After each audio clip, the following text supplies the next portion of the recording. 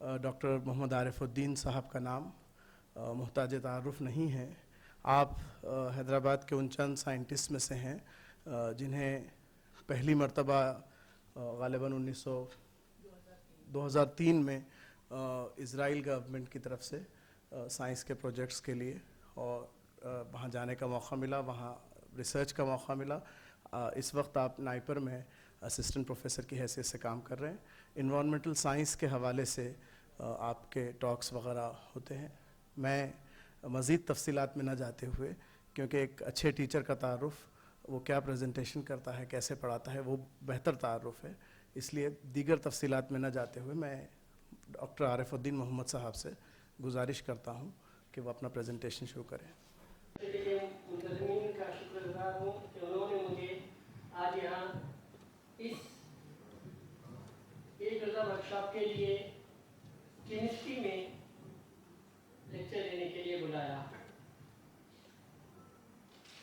मैं अपना तारुफ बस इसी तरह देना चाहता हूँ कि मैं एक उर्दू मीडियम का स्टूडेंट हूँ।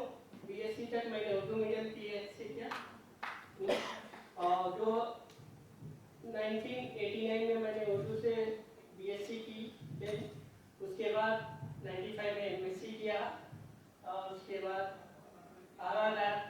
प्रेजेंटली आईआईसीटी में डॉक्टर अहमद कमाल के पास मैंने पीएचडी की। और आज का दिन मेरे लिए काफ़ी अहमियत का हामिल है, क्योंकि आज मैं अपने उस्ताद के सामने डॉक्टर मेराज, जिन्होंने मुझे केमिस्ट्री सिखाई, उनके मौजूदगी में आज मैं तकरीबन 27 साल के बाद केमिस्ट्री उर्दू में बोल रहा हूँ। अगर मुझसे कुछ लफ्ज़िश हो जाए तो माफ़ कर दीजिएगा, क्योंकि 27 साल हो गए मैं केमिस्ट्री इंग्लिश में कर रहा था। हालांकि उर्दू से मेरा ताल्लुक़ है, लेकिन हालात और वक्त ऐसे हो जाते हैं कि वक्त के साए में हालात बदल जाते हैं, दिल बदल जाते हैं, ख्यालात बदल जाते हैं। इसी तरह से मैं उर्दू मीडियम का होते हुए केमिस्ट्री इंग्लिश में करता गया और इस वक्त मेरे अंडर में एक स्टूडेंट पीएचडी कंप्लीट कर चुका है, 4 स्टूडेंट कर रहे हैं, 32 स्टूडेंट मास्टर थीसिस कर चुके हैं और मैंने 40 आर्टिकल्स पब्लिकेशंस इंटरनेशनल में किए हैं और मेरा कोलैबोरेशन 3 इंटरनेशनल रिसर्च ऑर्गेनाइजेशन से है।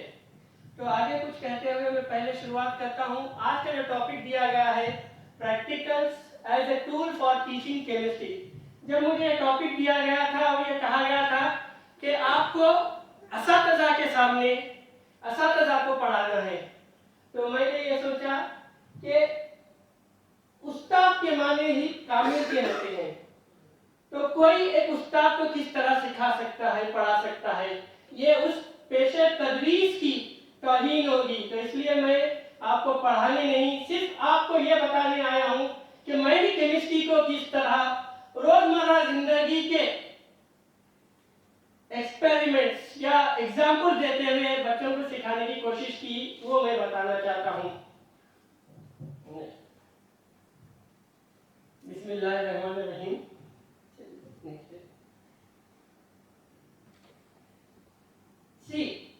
दुनिया का सबसे ताकतवर, सबसे काबिल, सबसे माहिर साइंटिस्ट या डॉक्टर या कुछ भी कहिए, वो खालिक कायनात अल्लाह ताला है। उससे बड़ा कोई साइंटिस्ट नहीं, क्योंकि उसने हर चीज अपने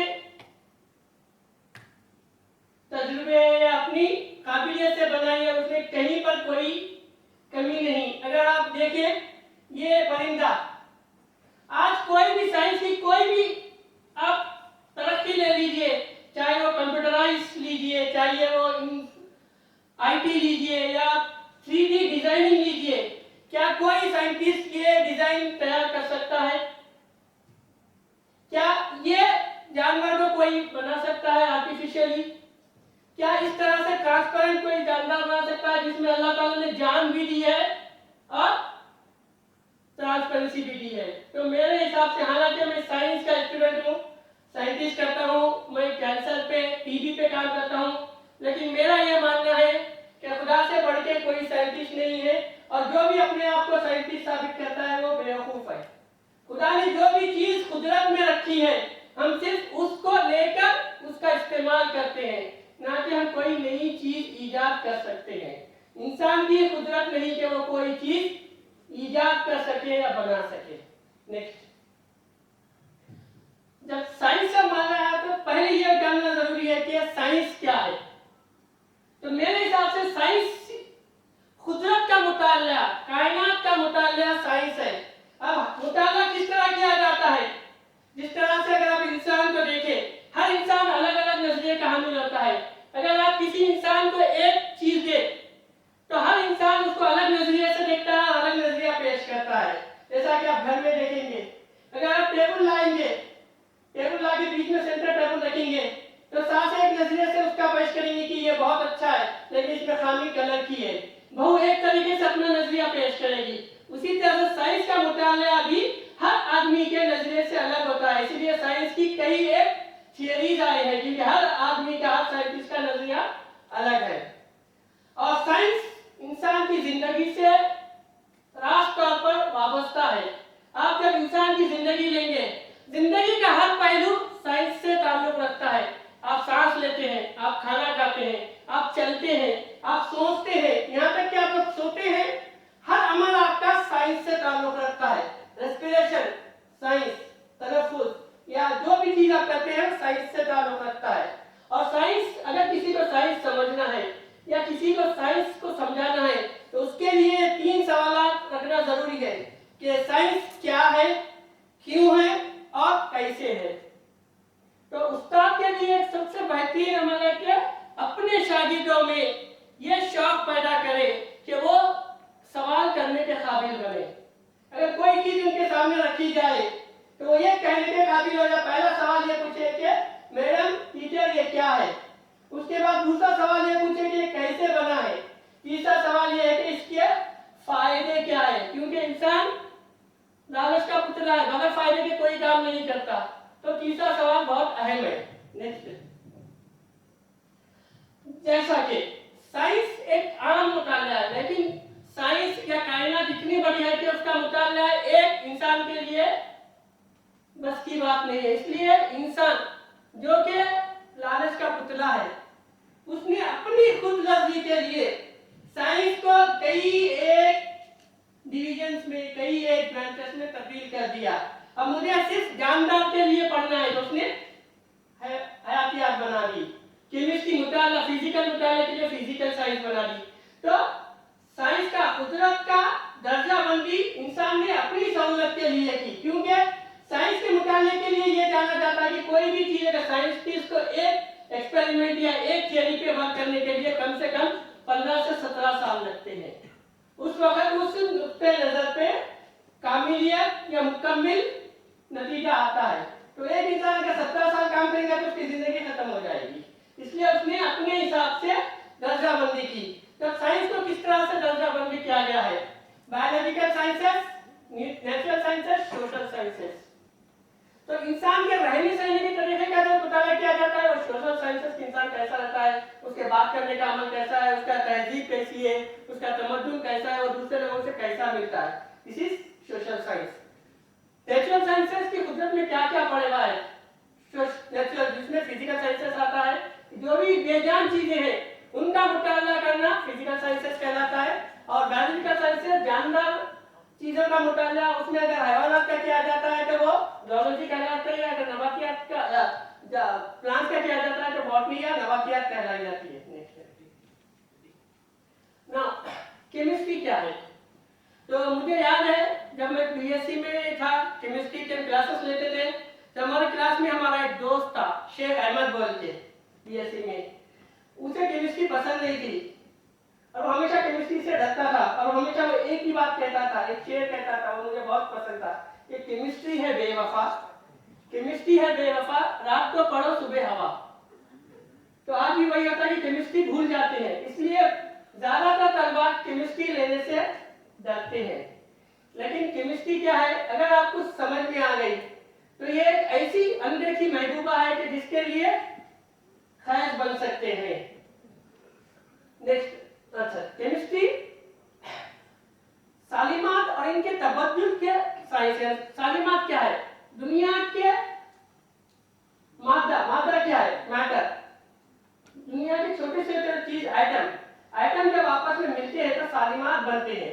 तो ये सालिमात या मॉलिक्यूल जब आपस में मिलके कई एक रिएक्शन देते हैं, उनका मुताबिया केमिस्ट्री कहलाता है। जैसा कि मिसाल के तौर पे अगर आप एक इंसान है, घर में जब वो रहता है तो उसका रवैया, तर्ज अमल घर वालों से अलग होता है। जब वो कॉलेज में जाता है तो दोस्तों से उनका अमल अलग रहता है। जब वो किसी सोशल गैदरिंग में जाता है तो उसका तर्ज अमल अलग रहता है। आदमी एक ही है लेकिन उसका अमल अलग अलग है। इसी तरह से केमिस्ट्री में भी सालिमात जब किसी से रिएक्शन करते हैं, किसी से इंटरैक्ट होते हैं तो उनका तर्ज अमल हर वक्त अलग होता है। वो उनकी माहौलियात पर किस तरह से एनवायरनमेंट अफेक्ट करता है। नेक्स्ट, अब यहाँ देखिए मादा 3 हालतों में पाया जाता है: ठोस, लिक्विड, गैस, रतीब गैस। तो इसकी बेहतरीन मिसाल है पानी का, H2O। पानी अगर लिक्विड हालत में रहेगा तो ये पानी की शक्ल में रहेगा। जब इसको गर्म किया जाएगा तो ये गैस बन जाएगी और जब इसको फ्रीज में रखा जाएगा तो ये ठोस बर्फ बन जाता है। तो एक ही मात्रा 3 तरीके से। इसको समझाने का सबसे बेहतरीन एग्जाम्पल है घर की सबसे बड़ी औरत, जो कि शौहर के लिए बीवी का रोल अदा करती है, बच्चों के लिए बाप का, और जब बहू आती है तो सास का। अल्टीमेट कहीं पर भी आप कुछ भी कर सकते हैं। तो है वो एक औरत घर की, लेकिन उसका तर्ज अमल माहौलियात के हिसाब से शौहर के पास वो दबकर रहती है। तो आपका मेरा तजुर्बा अलग है इसलिए मुझे मालूम था।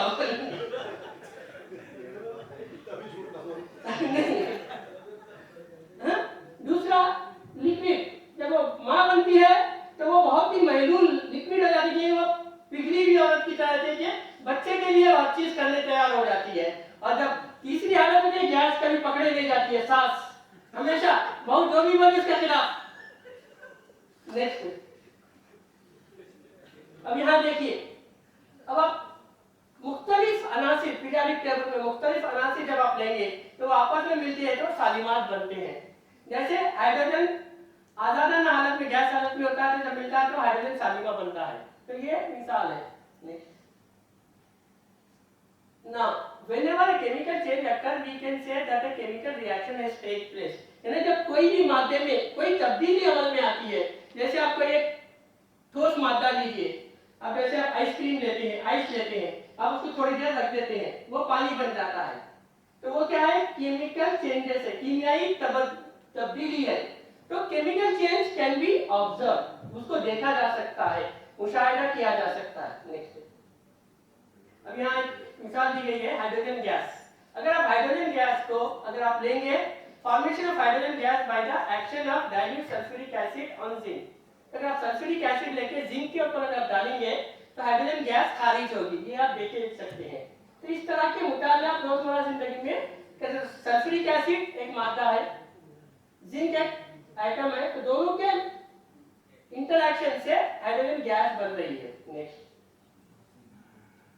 नाउ कभी भी कोई कीमियाई तब्दीली होती है तो उसका मुशाहिदा किया जा सकता है।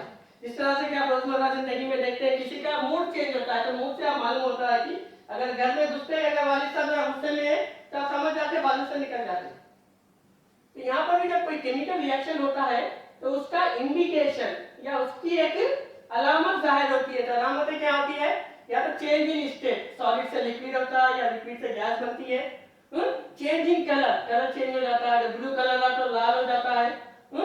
एवोल्यूशन ऑफ ए गैस बदलती है, या चेंज इन टेम्परेचर बदल जाता है। तो ये क्या है? किसी भी कीमियाई तामुल की अलामत है कि हाँ रिएक्शन हो गया है। नाउ केमिकल रिएक्शन अपनी रोजमर्रा जिंदगी में हमेशा होती है। जैसे आप देखिए, आप कुकिंग करते हैं, कुकिंग क्या है?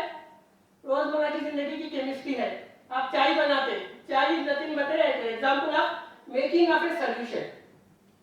बिरयानी बनाते हैं, biryani making of A solid solution. Solution में क्या रहता है? एक मात्रा जो कि ज्यादा और जो कम मिकदार में रहता है उसे आप सल्यूट कहते हैं। तो चाय में आप क्या करते हैं, पानी लेते हैं जो कि सॉल्वेंट होता है, दूध, शक्कर, पत्ती सल्यूट होती है, और उसको आप गर्म करते हैं तो सब मिलके आपको आमेजा या सॉल्यूशन बनता है। तो ये आपकी रोजमर्रा जिंदगी में बर्निंग ऑफ ए कोई भी चीज जलाओ ऑक्सीजन की मौजूदगी में चलती है, ये भी example of chemical reaction. Sticking आप कोई भी चीज लेके आप चिपकाते तो दैट इज आल्सो एक example of chemical reaction. Living, जिंदा रहना, अब जिंदा रहने के लिए क्या करते हैं, आप सांस लेते हैं, सांस लेकर जिंदा रहना, ये भी एक कीमियाई तामुल है। Next now chemical of indication of chemical reaction. तो ये जैसा कि बताया गया कि emission of light, formation of gas, formation of precipitation, colour, estimation of order. अब केमिकल रिएक्शन क्या होते हैं, कई किस्म के केमिकल रिएक्शन होते हैं। तो 4 किस्म के केमिकल रिएक्शन होते हैं, जैसे combination, decomposition reaction, single displacement reaction, double displacement reaction. अब मैं इनको किस तरह से पढ़ाता हूं बच्चों को। नेक्स्ट केमिकल कॉम्बिनेशन रिएक्शन में क्या होता है, 2 या 2 से ज्यादा अनासिर आपस में मिलकर सालिमा बनाते हैं। जैसे हाइड्रोजन और क्लोरीन गैस मिलकर HCl गैस बनाती है, मैग्नीशियम और क्लोराइड मिलकर मैग्नीशियम क्लोराइड बनाता है। तो ये क्या है, कॉम्बिनेशन है, मिलाप है। Next decomposition reaction. Decomposition reaction में एक सालिमा आपस में टूट के 2 आजादाना सालिमात बनाते हैं। इसकी बेहतरीन मिसाल है जब एक घर होता है, घर में सब मिलकर रहते हैं, जैसे शादी होती है, बहू आती है अलग, तो एक घर से 2 घर बन गए। This is the best example of decomposition reaction. यहाँ देखिए ये ये 2 जुड़वा 2 भाई है, आपस में मिलके है, जैसे थोड़े बड़े हो गए, काबिल बन के दोनों अलग हो गए। This is decomposition reaction. वो पैसा आ गया या कुछ काबिलियत आ गई, हर एक अलग रहता है, हर एक के असर रसूख अलग होते हैं। नेक्स्ट हाँ, ये डिस्प्लेसमेंट रिएक्शन, एक से दूसरा। यहाँ देखिए ये दोनों सेम एक जैसा, यहाँ पे आने का ड्रेस चेंज हो गया, डबल डिस्प्लेसमेंट, यहाँ पर चेंज, तो ये डबल एक साथ 2। Next now chemical equilibrium. जब कोई भी, ये दुनिया का एक उसूल है कि कोई भी चीज ना ही पैदा की जा सकती है ना ही तबाह की जा सकती है। It is mass conversion is equal to 0। तो ये केमिकल इक्विलिब्रियम में ये बताया गया कि जब कोई भी कीमियाई रिएक्शन की जाती है तो जितना मात्रा आप लेते हैं किसी भी शक्ल में ले, कोई भी आइटम की शक्ल में लो, जब बनने के बाद, प्रोडक्ट आने के बाद, वो केमिकल इक्विलिब्रियम बराबर होती है। इसलिए ना ही कोई चीज पैदा की जा सकती है ना ही तबाह की जा सकती है। यहाँ देखिए ऑक्सीजन, कार्बन डाइऑक्साइड, ये ऑक्सीजन लेते हैं जहां, जैसा कि सुबह जफर साहब ने बता दिया, अब मुझे इस पर कुछ कहना नहीं है। नेक्स्ट आगे। हाँ, अब ऑर्गेनिक केमिस्ट्री जब बात करते हैं, कीमिया के कई एक रिएक्शंस है। केमिया में जब केमिस्ट्री पढ़ते हैं तो केमिस्ट्री में भी कई एक सब डिविजन्स है। इनऑर्गेनिक केमिस्ट्री, पीरियोडिक टेबल अगर आप लें तो पीरियोडिक टेबल में 113 अनासिर पाए जाते हैं, लेकिन 113 अनासिर का मुताला बायस करना नामुमकिन है। तो इसलिए साइंस ने क्या किया, कार्बन हाइड्रोजन से बनने वाले मुरक्कबात को ऑर्गेनिक कंपाउंड या नामियाती मुरक्कबात कहा गया है, और बाकी के जितने भी पूरे मुरक्कब एलिमेंट से बने उन्हें इनऑर्गेनिक केमिस्ट्री कहा गया। तो इस तरह से किया था। ऑर्गेनिक केमिस्ट्री के बारे में देखेंगे। अब ऑर्गेनिक केमिस्ट्री की सबसे बेहतरीन एक मिसाल क्या है कि ऑर्गेनिक केमिस्ट्री की एक खासियत है कि एक मॉलिक्यूलर फार्मूला रखने वाले कंपाउंड कई शक्लों में पाए जाते हैं, जिनको आइसोमेरिज्म कहा जाता है। तो मैं आपको बताऊंगा आइसोमेरिज्म कैसा है। यहाँ देखिए आइसोमेरिज्म, ये तो मॉलिक्यूलर फार्मूला है आइसोमेरिज्म। ये नॉर्मल पेंटेन है, ये भी पेंटेन, सेम मॉलिक्यूलर फार्मूला रखने वाले 3 मुरक्कबात है, 5 कार्बन 12 हाइड्रोजन रखने वाले। अब ये किस तरह से पाए जाते हैं, तो अगर आप एक घर में आप देखेंगे 3 बच्चे हैं, तो तीनों भी एक ही माँ बाप के हैं, तो उनका फार्मूला क्या है, सेम, मॉलिक्यूलर फार्मूला है सेम, लेकिन तीनों की खासियत, खसलियत या आदत अलग होती है। बड़ा माँ का प्यारा होता है, छोटा बाप का प्यारा होता है, बीच का कहीं का नहीं होता है। तो ये नॉर्मल, अगर कार्बन स्टेट चेन में है तो उसको आइसो कहते हैं, और अगर वो 2 है तो नियो कहते हैं। अब ये तीनों के भी खासियत अलग रहती है। कीमियाई मुरक्कबात की सबसे बड़ी खासियत यह है कि वो जब अपनी शक्ल बदलते हैं तो उनकी खासियत, उनकी केमिकल रिएक्शन, उनके तबई हालात, हर चीज तब्दील हो जाते हैं। नेक्स्ट, यहाँ देखिए, ये एक स्टीरियो आइसोमेरिज्म, यानी एक ही सालिमा रखने वाले, एक ही मॉलिक्यूलर फार्मूला रखने वाले, एक ही कंपाउंड, जब उनमें स्पेशल अरेंजमेंट अलग होता है। ये दोनों भी एक ही चेहरा नहीं, एक ही कंपाउंड है, लेकिन ये कंपाउंड में 4 मुख्तलिफ ग्रुप है, वो अलग अलग जगह पर अलग अलग पाए जाते हैं, सीधे आप बाएं हाथ पे। तो ये कंपाउंड क्या आते हैं मन में, बहुत ही मुश्किल होता है इनको आइडेंटिफाई करना, इनको सेपरेट करना। जैसा कि अगर आप एक जुड़वा बच्चों को देखा जाए, जुड़वा बच्चे जो भी होते हैं, जुड़वा बच्चों को दुनिया में कोई शख्स पहचान नहीं सकता सिवाय माँ के, बाप भी नहीं पहचानता। बहुत मुश्किल होती है बाप के लिए भी, सिर्फ माँ ही पहचान सकती है, क्योंकि उनकी हर खासियत सेम होती है। सिर्फ एक खासियत होती है जो सिर्फ माँ को मालूम होती है, वो यहाँ पर स्टीरियो आइसोमेरिज्म में भी इनका स्पेशल अरेंजमेंट कि एक पर्टिकुलर ग्रुप कहाँ पर अरेंज है।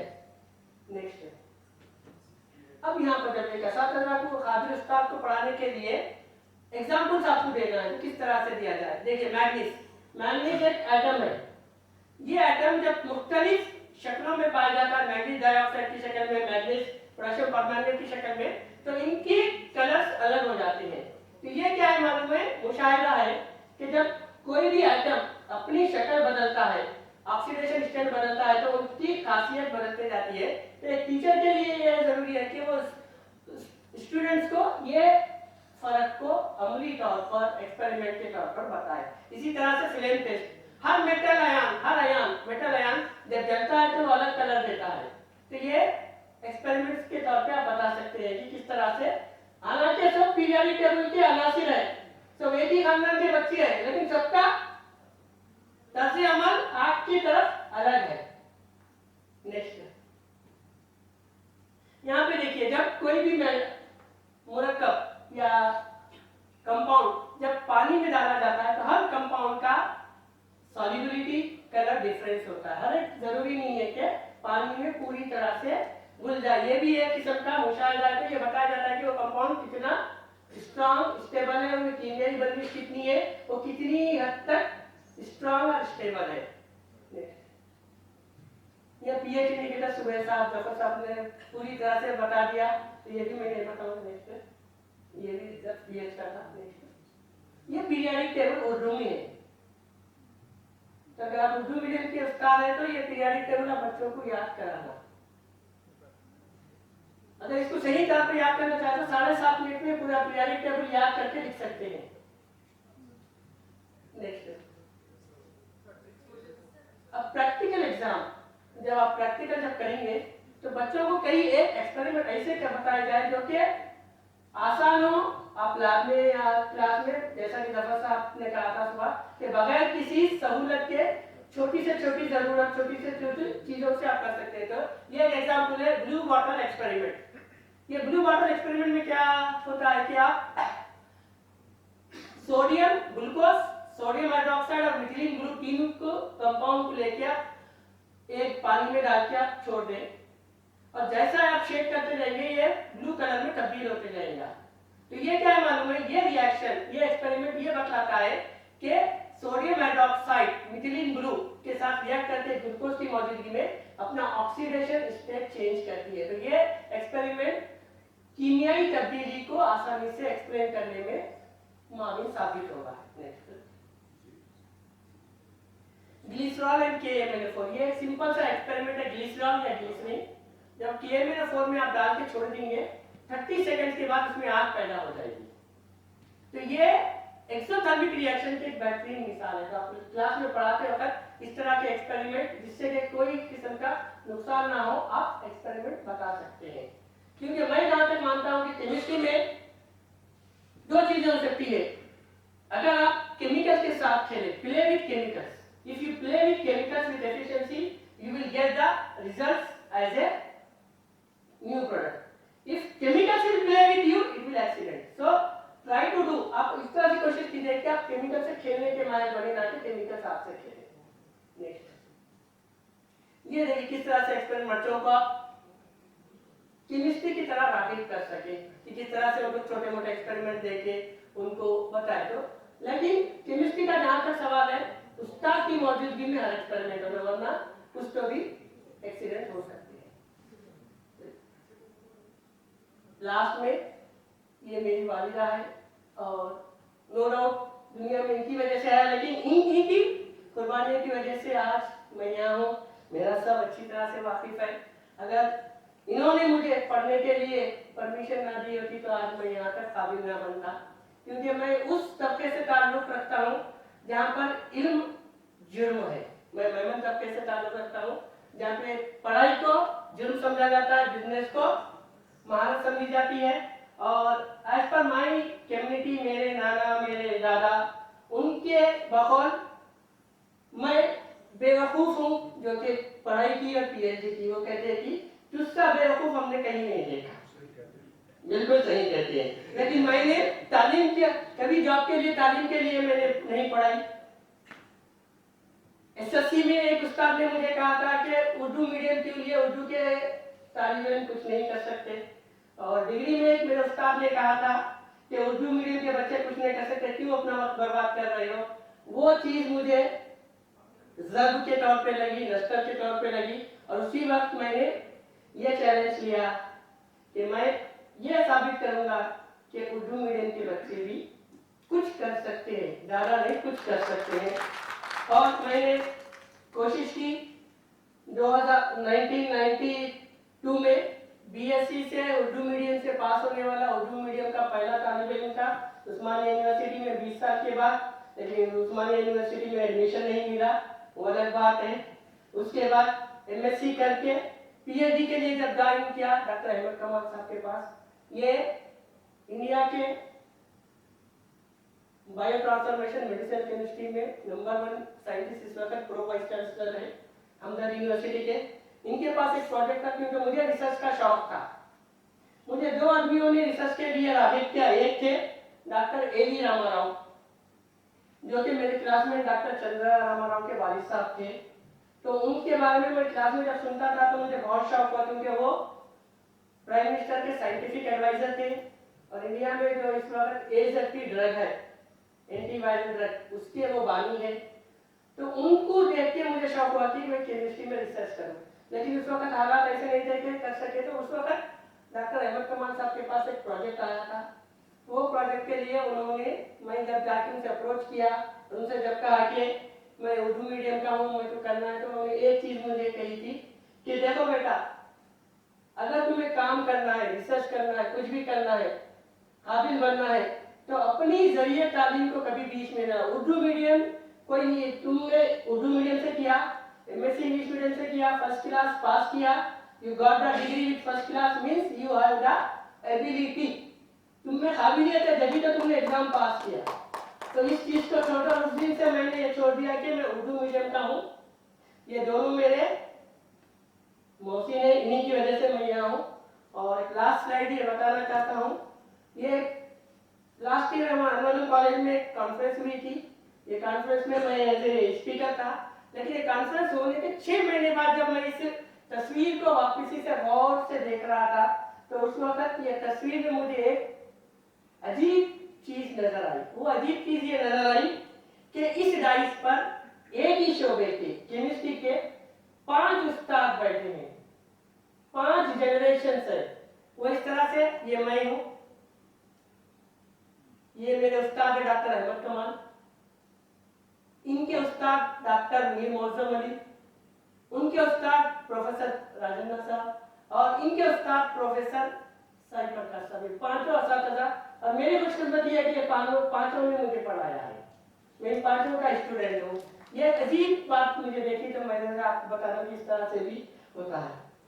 तो लास्ट बस मैं आपका शुक्रिया अदा करता हूँ कि आपने मुझे मौका दिया आके एक अरसे के बाद अपनी जबान, मादरी जबान में कहने का मौका दिया। शुक्रिया।